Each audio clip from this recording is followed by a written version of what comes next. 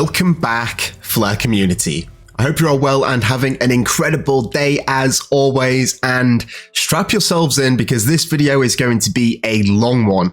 We're talking about the new FAsset Incentive program, building institutional grade DeFi for XRP and beyond. This, I think, is absolutely huge, and we're starting here on X with this beautiful graphic, but if we look to the right, we can see that they said that the FAsset Incentive program launches with 2.2 billion FLR to fuel FAssets adoption and bring institutional grade DeFi to the Flare network. The validation is clear. Uphold and Vivo Power's $100 million commitments signal prime time for Flare networks, and they're ready to set the stage for XRP Fi. Right, we're going to go up here and we're going to actually be jumping into this document which was recently released and talk all about it. So, introducing the FAsset Incentive program, which is building institutional grade DeFi for XRP and beyond. First of all, this idea of building institutional grade DeFi is very different from what you see elsewhere, and there's a lot of hype about XRP Fi, but without the security and the confidence where institutions can invest, they're just not going to, and we've seen that with the commitments from both Uphold and Vivo Power, which we will talk about in a second, but let's jump into this document. Flare is launching the FAsset Incentive program, a strategic incentive designed to drive the adoption of FAssets and accelerate the growth of a modular, institutional-grade DeFi ecosystem on Flare. The program allocates 2.2 billion FLR to participants actively contributing to this vision from July 2025 through to July 2026. So this is a 12-month program, and even though it is targeted at institutional grade DeFi, you're also going to be able to participate within this ecosystem and get yourself some rewards. This marks the next phase in a long-term strategy that began with Flare Improvement Proposal 09, which laid the foundational infrastructure for FAssets by incentivizing liquidity, introducing a native stablecoin, which is USDT 0, and initiating a flywheel that will power FAssets adoption and DeFi expansion across the network. So if you have been watching my videos for a while, you may have also been capitalizing on these opportunities, namely with the USDT 0 stablecoin, which has really offered some incredible yields and opportunities to compound your FLR. And I still think that we are in these very early opportunities of compounding, because once XRP Fi goes live, we're going to see a lot more opportunities to not just earn yield, but compound and really get that flywheel spinning. So, from foundation to a flywheel. At launch, the Flare Foundation reserved 20% of the total FLR, which is around 20 billion, for cross-chain incentives to support adoption of decentralized assets like FXRP, FBTC, and FDoge. Before we move on here, FAssets version 1.1 is exclusively for FXRP, but as we see FAssets version 2 launch, that will also introduce Bitcoin and Dogecoin as FAssets.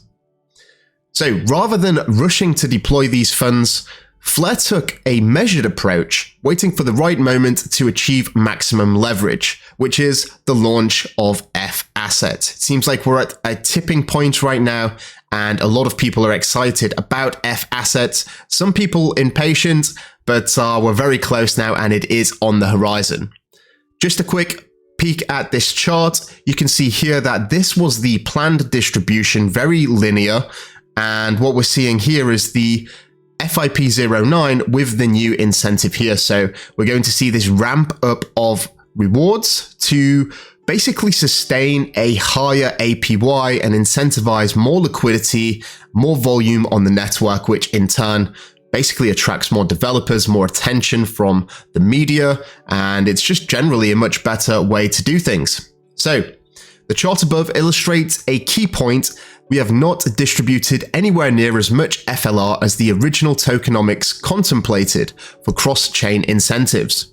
Currently, the cross-chain incentive pool holds approximately 19.4 billion FLR.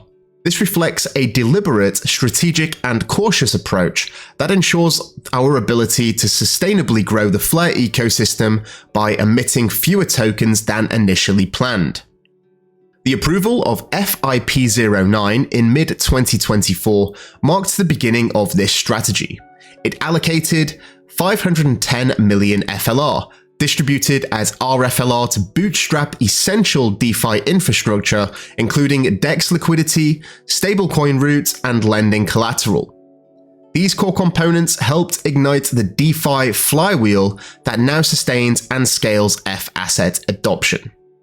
Since then, Flare has experienced nearly 14 times growth in total value locked, increasing from around 10 million to 150 million today. In fact, I believe it's much higher than that, somewhere around the 200 million mark as of now. A clear sign of growing demand for yield and composable assets in the ecosystem. So just to rewind a little bit, this previous allocation that we've seen from the previous year is 510 million. So they're looking to quadruple this and bring in 2.2 billion FLR during this next year period. This is going to provide many opportunities, very high yields, and hopefully sustainably high yields so we can compound and really get this flywheel spinning. Got a graph here that just indicates the TVL growth, especially since the launch of USDT 0, which you can see here. And I think that's really important to note. This explosion in DeFi has been fundamental for unlocking the foundational layer for FAssets to go live. So moving on, focus areas. A modular DeFi stack. The FAsset incentive program focuses on strengthening 4 core verticals. DEX, which is the liquidity incentives for key token pairs that deepen markets for USDT 0, FXRP, and other FAssets. That's going to be a big opportunity for us. Also, lending, which supports for protocols enabling borrowing and lending on Flare, native, and cross-chain assets. That could be something like Kinetic. We've got CDP, which is a collateral debt position. Future support for over-collateralized stablecoin and credit systems that leverage FAssets. And yield derivatives, emerging protocols enabling yield trading, fixed income, and risk management strategies. So the latter two there, the collateral debt positions and the yield derivatives, have yet to launch. We've not heard anything about them, but these may be something that we can look forward to at a later date. Rewards will be allocated dynamically across these categories to maximize impact on FAssets usage, total value locked growth, and liquidity health. With foundational liquidity now in place, Flare is incubating the next generation of DeFi primitives. These protocol categories are designed to support more sophisticated strategies and enable institutions to compose complex, capital-efficient positions directly on Flare. To accelerate this effort, Flare's DeFi team is actively recruiting top builders and leveraging the incentive program to attract and support the most impactful projects. So just something to note here, Hugo did previously work in finance, and maybe he's visualized some of these opportunities that may not have been seen by other founders in the space. So great insight there. I'm going to move down here to the distribution model and committee oversight. In fact, I'm going to zip over this, but we can look at this chart here talking about the 2.2 billion FLR distribution, because I think this is important to note that once it starts, this is the first month, and this is obviously the 12th month in 2026 when it ends. And you can see that there is an increase each and every month up until month 9. So 3/4 of the year, we're going to see an increase in rewards, which should also translate to an increase in TVL. And then to, I guess, reduce the sell pressure, they're going to be reducing the rewards once we hit that peak, which is hopefully sustainable. So if you didn't know about rFLR and how it actually works. I'm going to switch over to a previous video that I made with a little introduction of rFLR, how it works, and more importantly, the opportunities that you have before you. This rFLR incentive program, consisting of 20% of the initial supply, really is a great way to increase your allocation. Yes, we have flare drops, which are great. We have the delegation rewards. We have the staking rewards. But for me, the rFLR rewards really are turbocharging the accumulation rate of this asset. So it's very simple, but before we jump straight in, we're going to look at this quick thread here from the Flare Networks team talking about what these DeFi emissions actually are.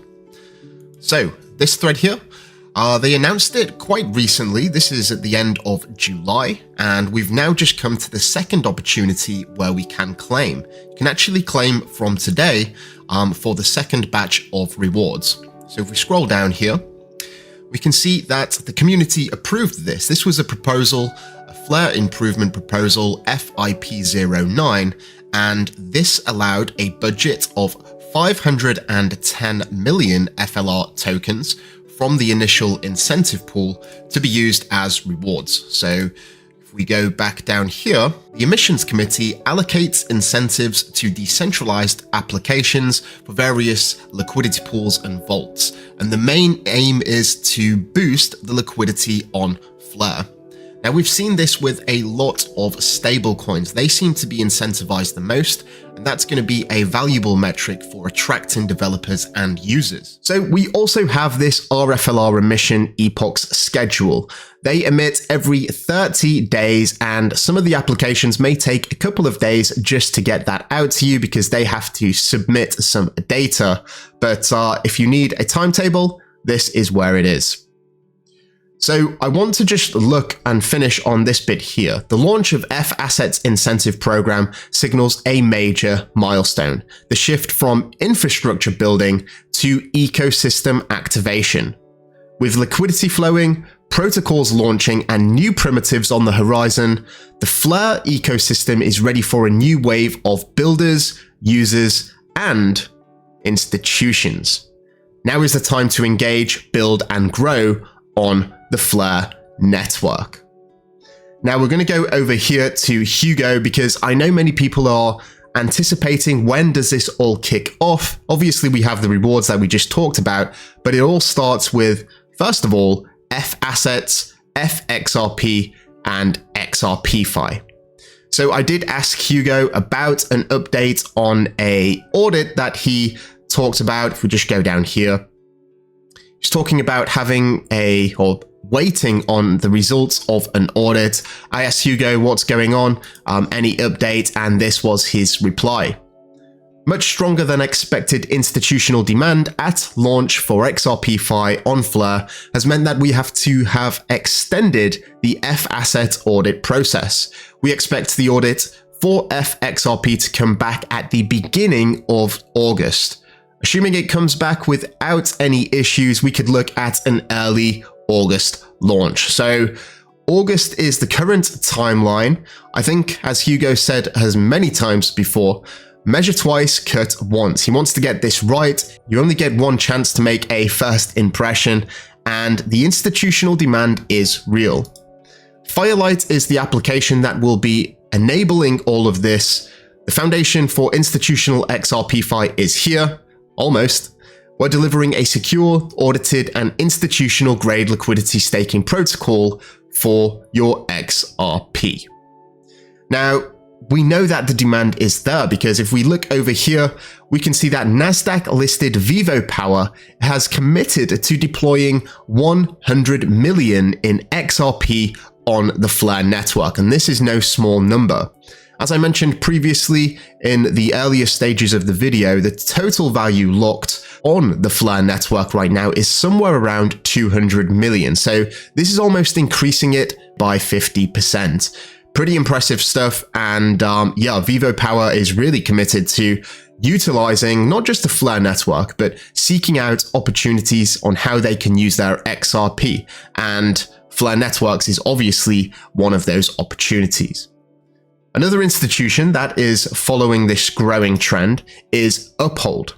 Flare and Uphold have partnered, and this is one of the first exchanges that are exploring XRP yield on the Flare network. As an exchange, Uphold has lots of XRP, and they're going to utilize the Flare network to earn a yield, which they can then forward onto their customers. With FAsset preparing for mainnet launch, this collaboration paves the way for XRPFi, bringing utility and DeFi access to Uphold's active XRP community. This is arguably bigger than the Vivo announcement, in my opinion, because if we go over here to the Uphold website, this is their transparency report, proof of reserves, and they showcase all of the assets that they hold to basically validate their good standing. So if we go to search for XRP here, you can see that in value, they have $3.3 billion worth of XRP. Now that is no small amount. Obviously, they're not going to be allocating all of this to the Flare network, but the potential is certainly there. If they do just 10%, that's 330 million.